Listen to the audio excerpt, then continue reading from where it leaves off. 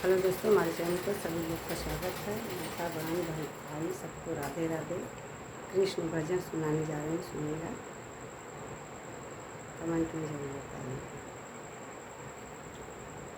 काचे ही बसवा काची हो बसुड़िया, कान्हा बजावे हो लगलैना, कान्हा बजावे हो लगलैना।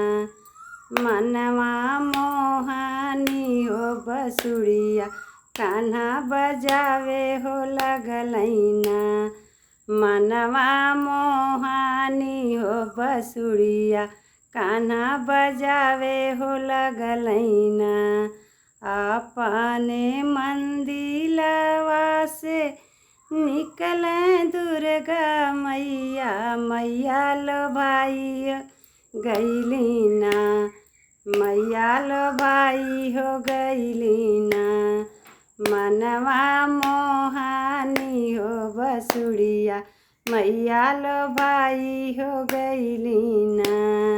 काचही बसवा काचे हो बसुड़िया, कान्हा बजावे हो लगलैना, कान्हा बजावे हो लगलैना। मनवा मोहानी हो मुरलिया, कान्हा बजावे हो लगलैना।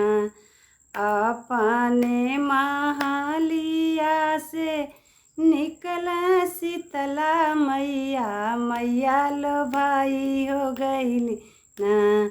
मनवा मोहानी हो बसुड़िया, मैया लो भाई हो गैलीना।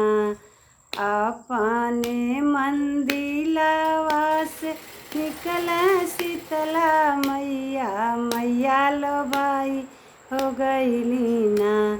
मनवा मोहानी हो बसुड़िया, मैया लो भाई हो गैलीना।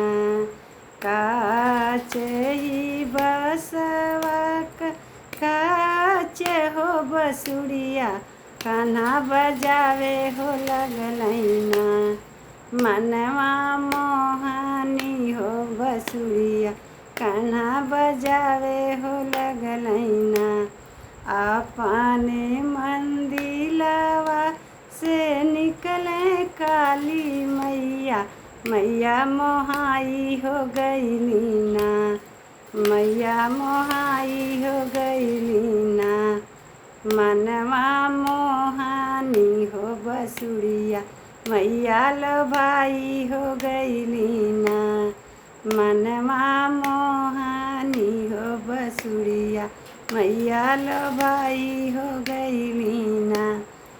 अपने मंदिलवा से निकले सातो बहिना, बहिना लो भाई हो गैलीना।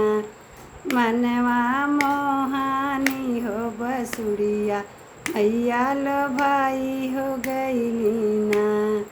काचे ही बसवा काचे हो बसुड़िया, कान्हा बजावे हो लगलैना। मनवा मोहानी हो बसुड़िया, कान्हा बजावे हो लगलैना। मनवा मोहानी हो बसुड़िया, कान्हा बजावे हो लगलैना। अपने महलिया से निकलला शिष्या, शिष्या लो भाई हो गैलीना। मनवा मोहानी हो बसुड़िया, शिष्य लो भाई हो गैलीना। भक्त लो भाई हो गैलेना। मनवा मोहानी हो बसुड़िया, भक्त लो भाई हो गैलेना। काचही बसवा काचे हो बसुड़िया, मुहा कान्हा बजावे हो लगलैना। मनवा मोहानी हो बसुड़िया, कान्हा बजावे हो लगलैना।